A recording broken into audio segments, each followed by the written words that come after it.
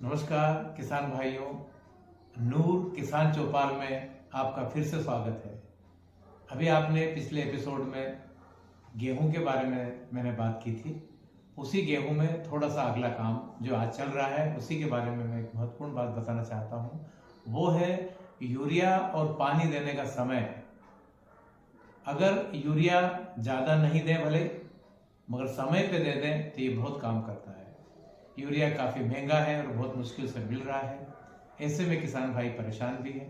तो हम ज़्यादा नहीं डालें, लिमिट का डालें, और कब डालें ये मैं आपको बताना चाह रहा हूँ।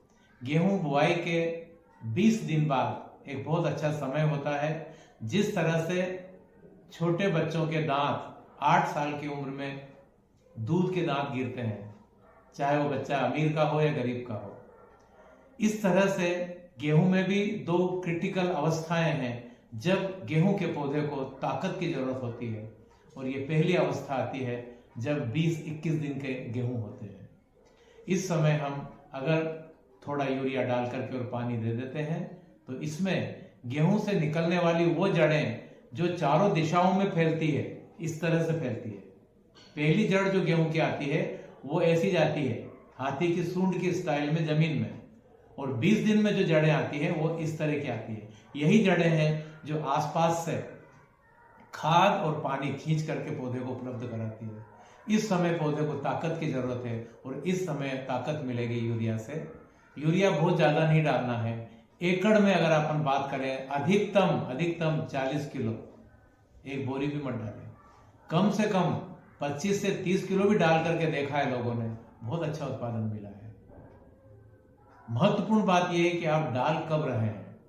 अगर इससे ज्यादा यूरिया आप डालते हैं तो खेती का भला नहीं होगा, आपका जेब खाली हुआ।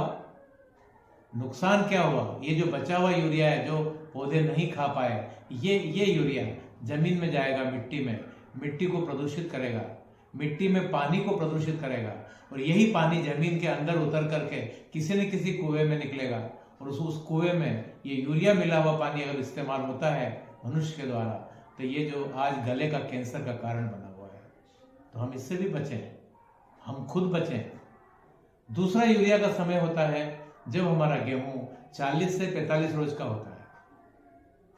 यह बहुत ही महत्वपूर्ण अवस्था है गेहूं की उम्र में, और यह अवस्था ऐसी है कि इस समय गेहूं के टिलर्स निकलते हैं, कल्ले।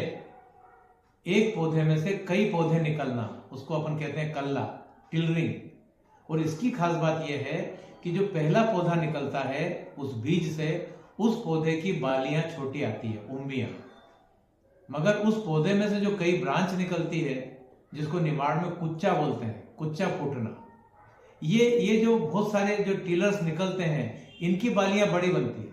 तो हमारी कोशिश ये होना चाहिए कि ये बहुत सारे कुच्चे निकले, बहुत सारे कल्ले निकले, और इसके लिए इस समय इसको ताकत की जरूरत है। और इस समय फिर एक बार यूरिया वही 40 किलो अधिकतम, और कम भी करें तो नुकसान नहीं होगा। 30 से 32 किलो भी डालेंगे आप, मगर अवस्था का ध्यान रखें। इस समय अगर हम डालते हैं और पानी दे देते हैं तो ये लाजवाब आपकी पैदावार होगी, क्योंकि जितने कल्ले निकलेंगे ये सब कल्ले बीरर होना चाहिए। बीरर से मतलब सब में बालियां आना चाहिए। कल्ले तो बहुत निकल जाएंगे और वो बालियां नहीं उठा पाएंगे, सिर्फ उसका भूसा बनेगा, शुक्ला बनेगा। अगर आपको बाली वाले कल्ले चाहिए तो 40 से 45 रोज का यूरिया छूटना नहीं चाहिए, चूकना नहीं चाहिए।